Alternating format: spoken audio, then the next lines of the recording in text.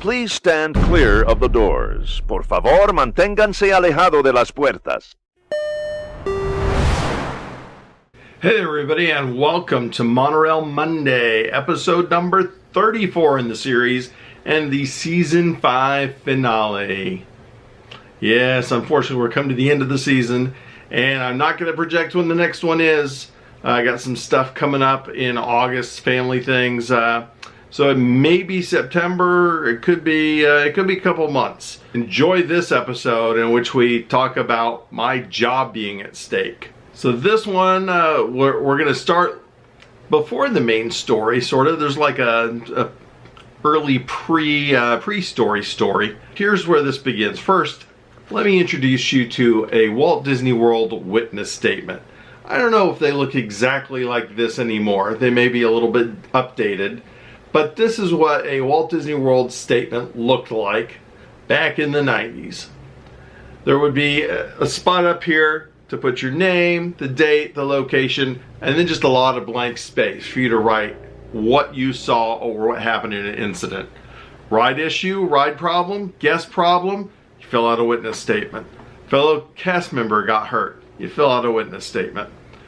But for the first couple of years that I was at Walt Disney World, working mostly merchandise and monorails, I did not fill out any witness statements for the first couple of years. Some little minor things happened, but never needed to fill out a witness statement. Until one fateful day.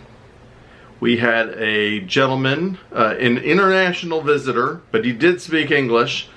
But he was on the load side, Magic Kingdom Express beam on the load side, and he decided he needed to jump over to unload. So he basically jumped across the beam, used the beam as a stepping stone across, which caused everybody to hit their kill packs and kill power, stops all the trains anywhere near the Magic Kingdom, kills power on the beam, so they all just completely stop where they are.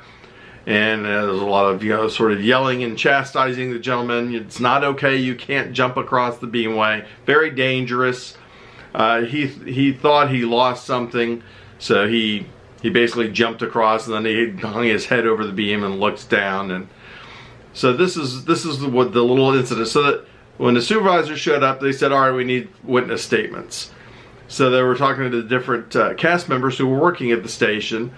You need to fill out a witness statement, you need to fill out a witness statement. They finally came and said, hey Bill, you need to fill out a witness statement.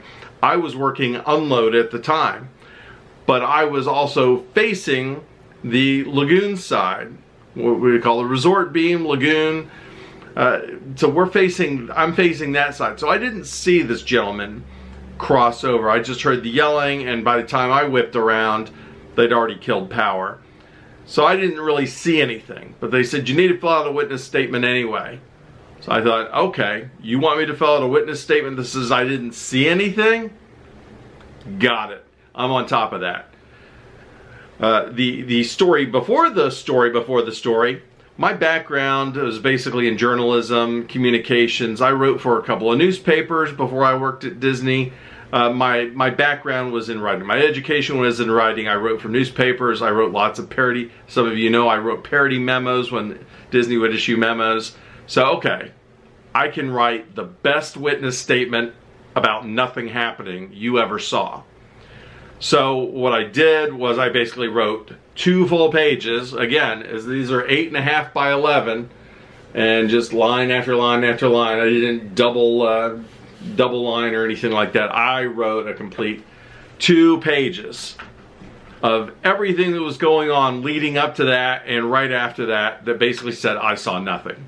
I heard this, I saw that, I was watching Monorail Red come into the station, da-da-da. I mean, I wrote a very thorough discussion or coverage, my statement of what I did not see, and that I did not see the actual incident in question. So everybody thought that was kind of funny, that I wrote the longest witness statement of anybody at that station, and I didn't see a thing.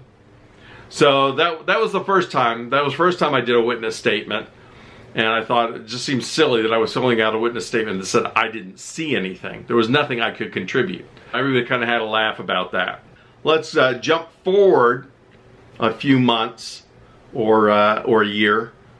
a little bit later. I am working the Magic Kingdom, and it's late or mid-afternoon. It's about, say, like 2:45 or so. It's right before 3 o'clock. 3 o'clock parade's coming up. And I'm loading on the resort beam on Magic Kingdom for folks going to the resorts.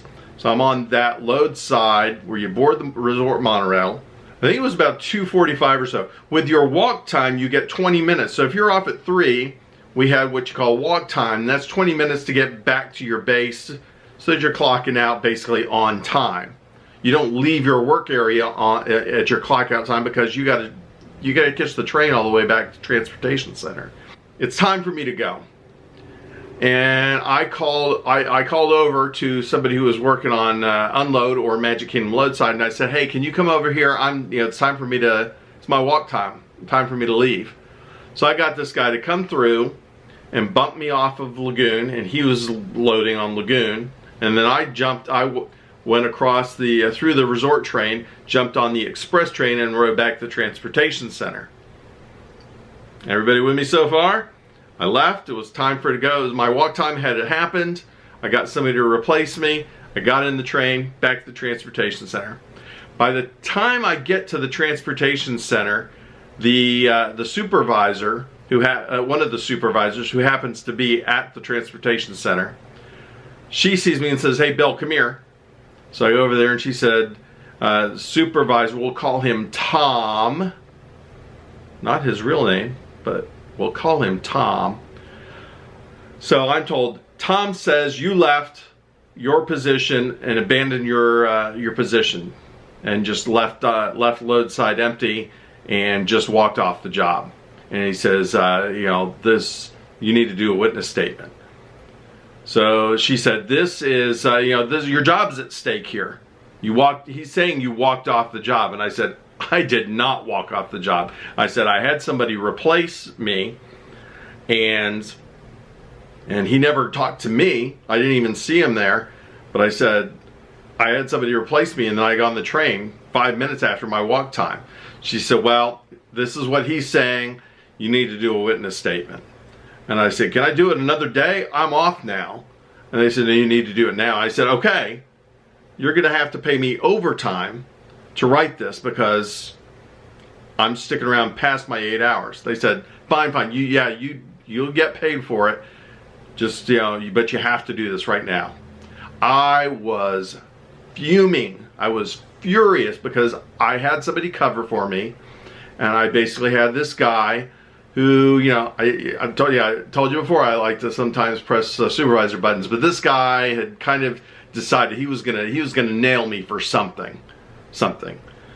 So I go down to the office and I grabbed a pad of witness statement paper and a couple of pens, and I said, where can I go to fill this out?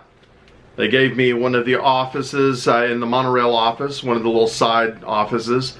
I said, all right, I'll be a while. Closed the door, sat there, and I started writing. Now remember, my background's in writing.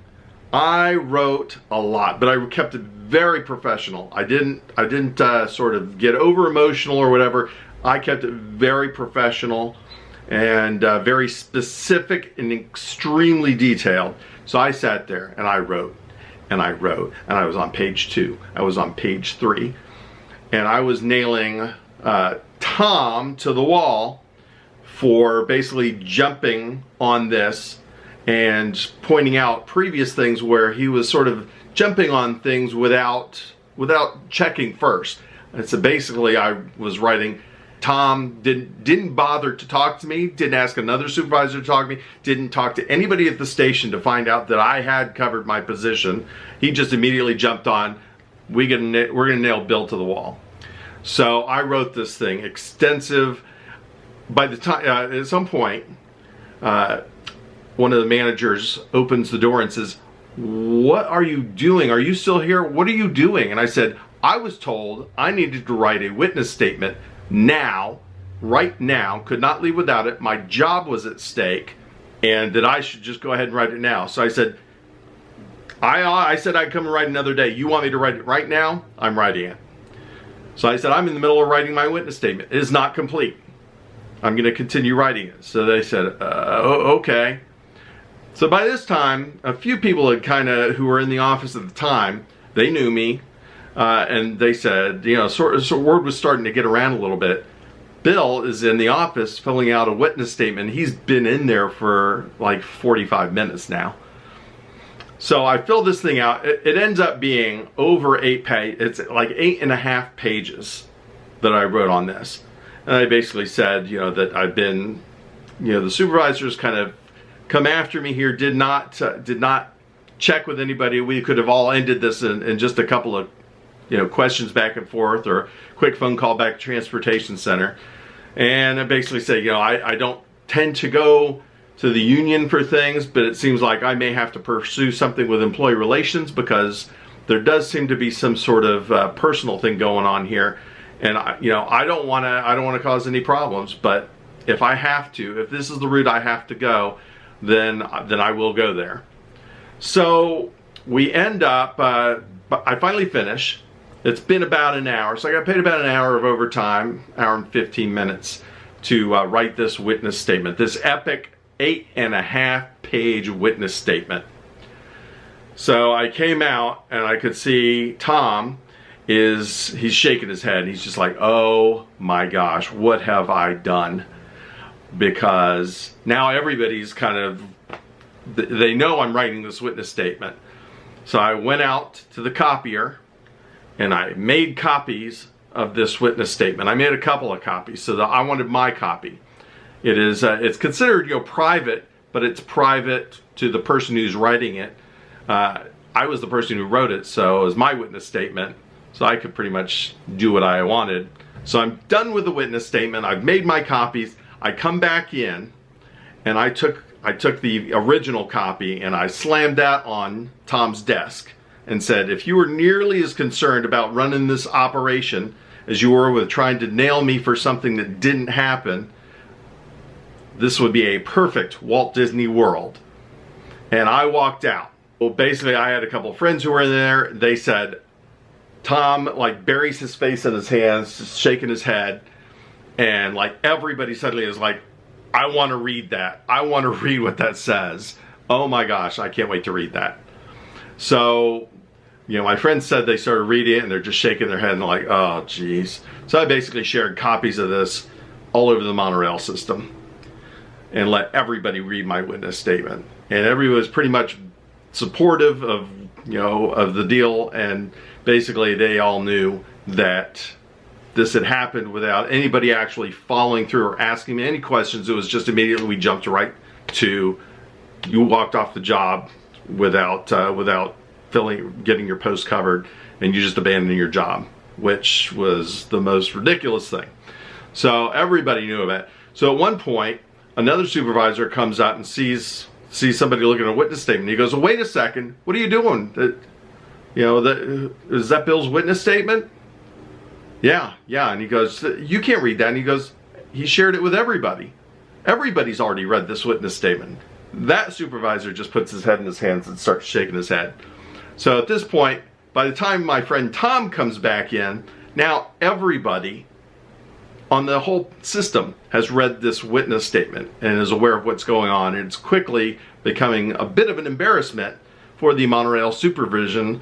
And there is that lingering thing, am I going to pursue employee relations, with some sort of, I don't know what you call it, not charges or whatever, but, am I going to pursue this as an ongoing problem? Cut forward to 2 days later, and I got called into the office and got a lengthy apology from Tom, saying, hope we would be able to work through this.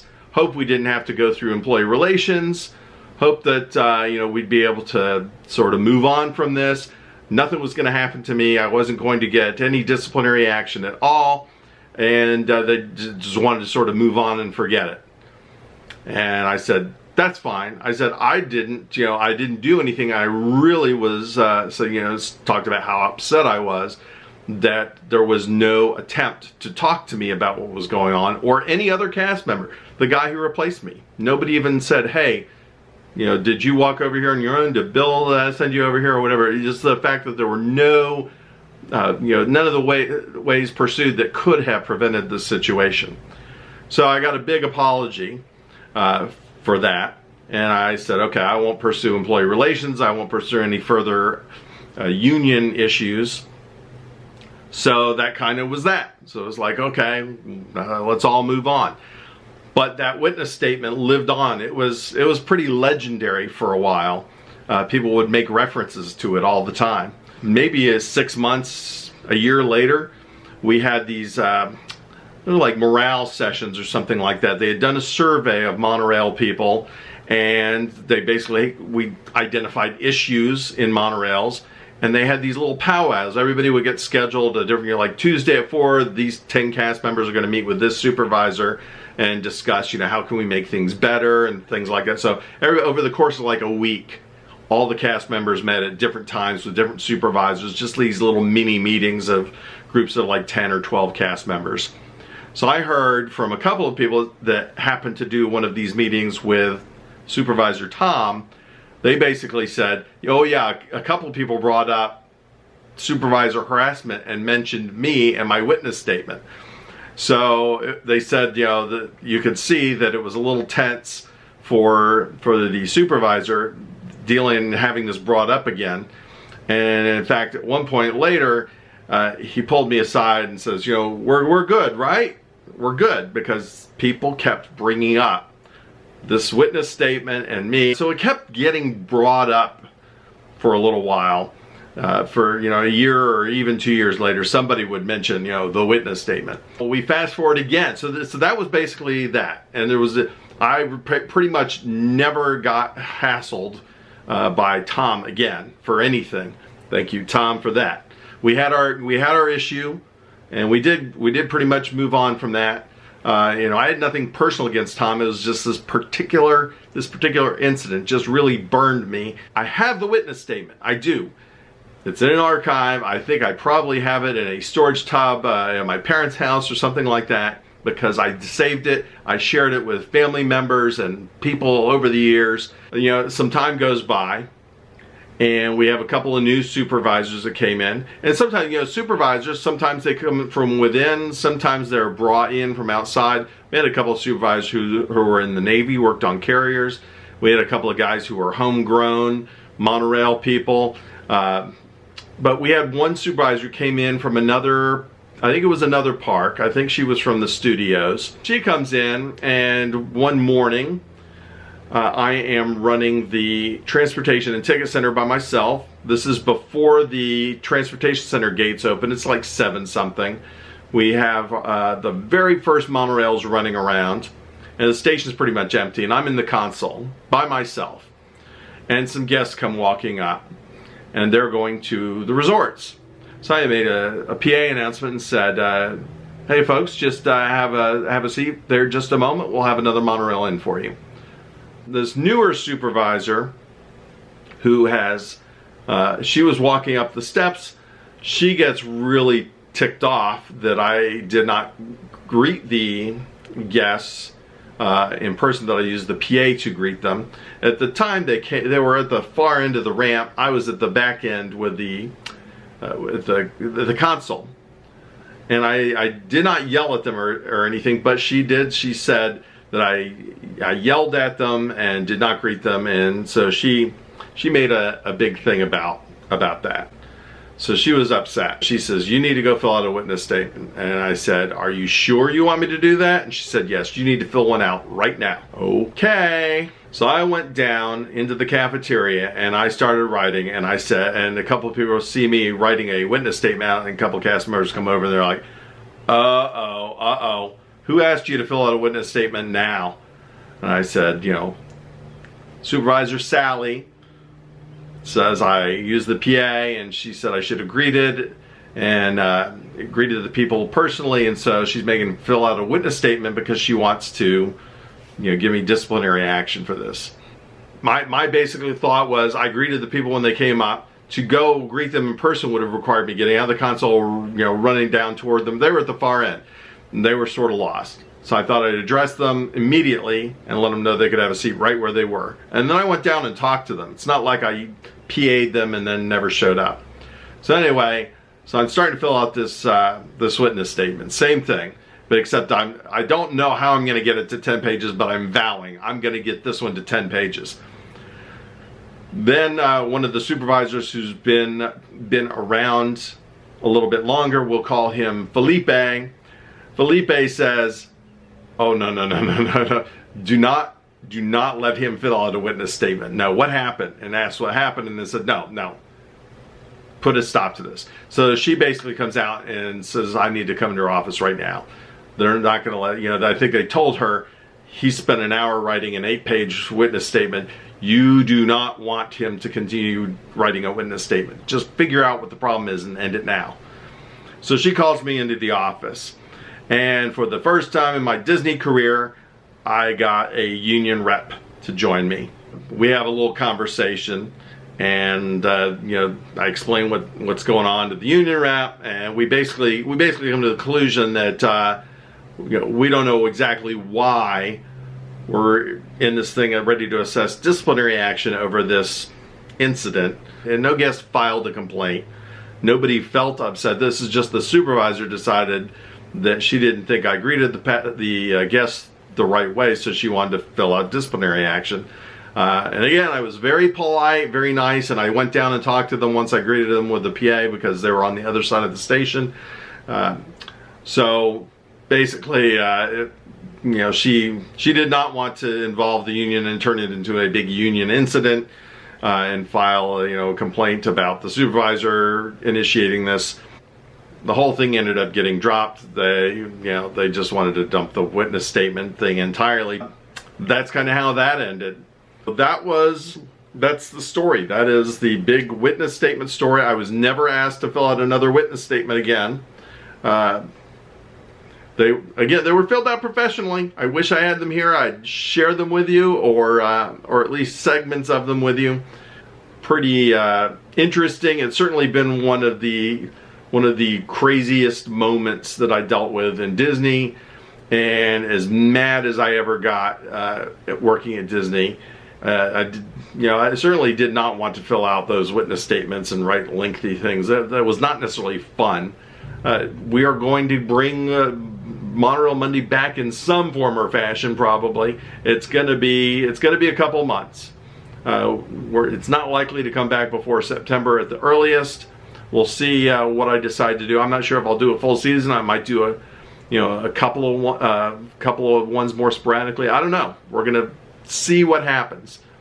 But thanks for watching, liking, subscribing, telling your friends, and we'll see you next time on Monorail Monday. If you haven't seen some of the back episodes, take a look at the playlists and catch up on some previous Monorail Mondays.